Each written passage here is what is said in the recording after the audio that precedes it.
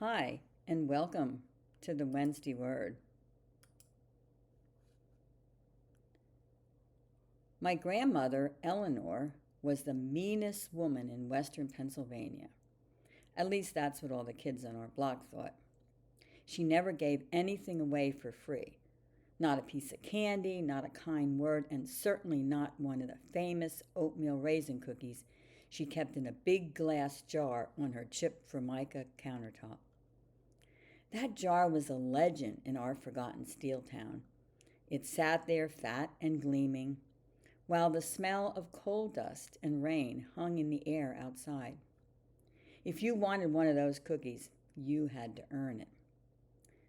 "The world don't give you sweetness for nothing," she'd say, her voice raspy from years of factory air and cheap cigarettes. "You want a taste? Go make the world a little better first." Her rule was law. Shoveling the neighbor's walkway after a snowstorm earned you 2 cookies. Stacking firewood for the winter got you 3. Helping old Mr. Henderson carry his groceries from the bus stop? That was a warm one, fresh from the oven. Even just sitting with her on the porch swing and listening to her stories about the mill before it closed, that counted. You were giving your time, and to her, time was more valuable than money. Some people called her tough. They saw a woman hardened by a life of scrimping and saving, a widow who knew the price of bread down to the last penny. They didn't see the pot of soup she'd leave on the porch of a sick family, or the way she'd quietly mend a child's torn coat without being asked. Her charity wasn't loud. It was practical. It was work. Her love had calluses on it. The last time I saw her alive, she was sitting by the window, watching the rust-colored river flow by. She looked smaller, like the world had finally started to wear her down.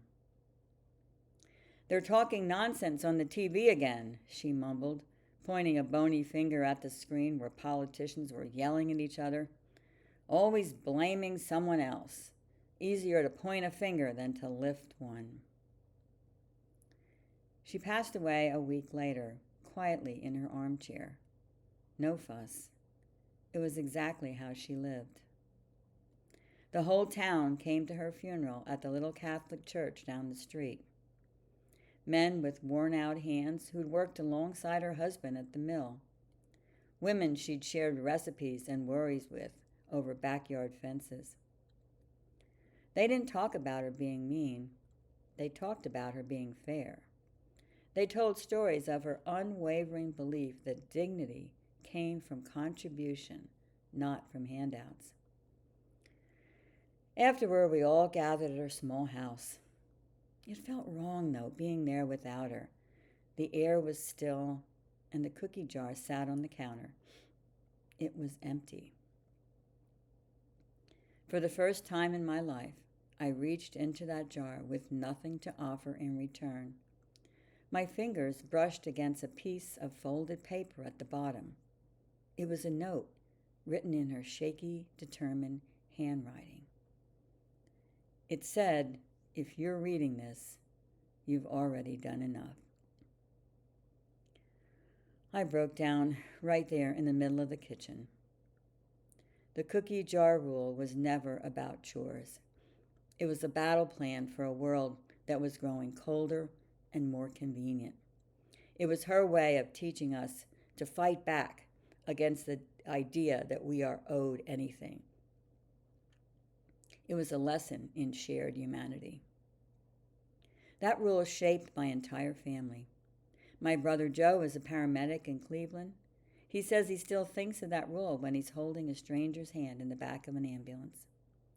My cousin Sarah runs a job retraining program for laid-off miners in West Virginia.